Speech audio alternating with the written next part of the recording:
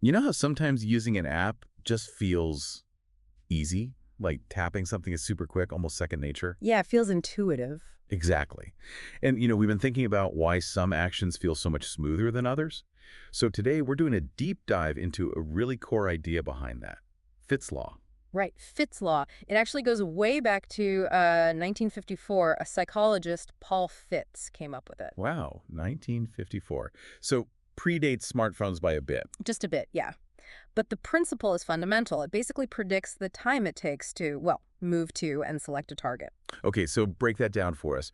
What are the key bits of Fitt's Law that make things feel intuitive? Well, there are three main parts. You've got T, which is the time it takes to get to the target. Okay, time. D, got it. Then D, that's the distance you have to move to reach the target. Distance D, makes sense. And finally, WE, which is the width, or you could just think of it as the size of that target. T, D, and W. Time, distance, width.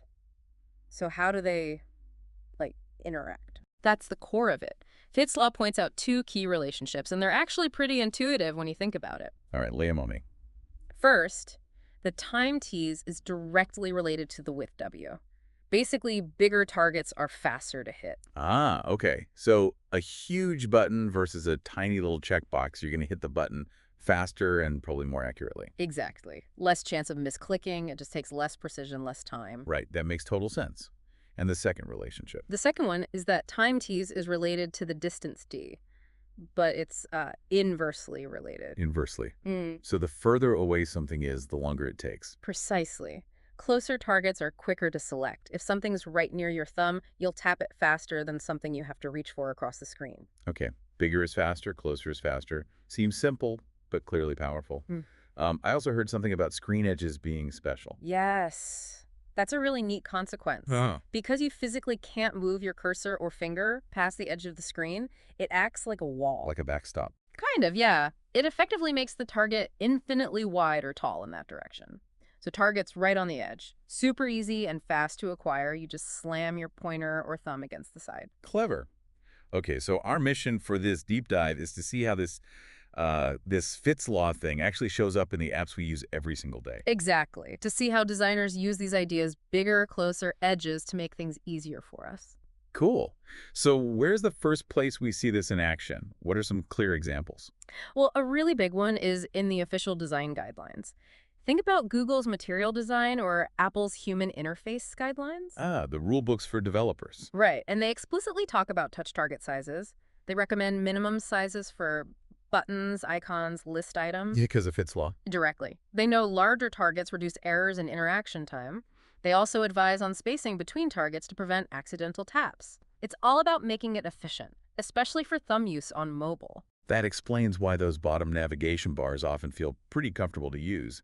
The icons are usually a decent size and spaced out. Yep, exactly that. Okay, what's another area? How about forms? Like when you're filling out your details in an app? Oh yeah, signing up for something or checking out online. Notice how the input fields where you actually type your name or email often stretch really wide, Mm-hmm. sometimes end to end or at least half the screen. I have noticed that, yeah. Makes it easy to just tap anywhere in that zone to start typing. That's Fitt's law again. Making the target much wider reduces the time and effort to select it. And what about the button to finish the form, like save or submit? Where do you usually find it? Often right down at the bottom, maybe edge to edge as well, or at least quite large. Yeah, often near where my thumb is resting anyway. Right. Prime real estate, according to Fitt's law. Easy distance, D's is small, and often a large width, WO, plus the benefit of the screen edge.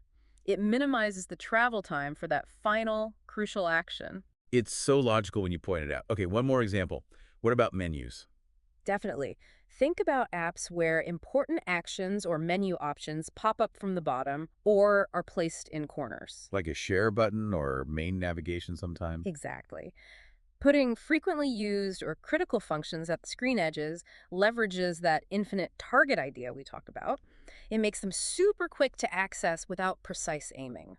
Closer and effectively bigger in one dimension. It really is baked into so much of the design we interact with. often without us even realizing it's a specific principle at work. Absolutely. Good design often feels invisible. It just works. And Fitt's law is one of those foundational bits that helps make it work well. It makes you appreciate the thought process. For sure. And if you're interested in digging deeper into this kind of stuff, usability and design psychology, there are some great resources. Oh, yeah. Like what? Well, books like Don't Make Me Think by Steve Krug are classics. Also, Seductive Interaction Design by Steven Anderson, and John Yablonsky's Laws of UX, which explicitly covers Fitt's Law and others. Good recommendations. We can Yeah. link those. So wrapping this up, the main takeaway here is that Fitt's law, this principle from, what, 70 years ago, Yeah, mid 50s. it has this huge ongoing impact. It's all about making our interactions faster and feel more natural by playing with target size and distance. Bigger is better, closer is better. That's the essence of it. Simple idea, profound consequences for user experience. It helps make technology less frustrating and more efficient to use. Definitely. So here's something to think about next time you're using your phone or computer. Now that you know about Fitt's law, where else do you see it? Notice those big buttons, those edge menus, and maybe wonder, what other invisible design rules are shaping how you interact with your digital world every day? Yeah, it makes you look at interfaces a bit differently.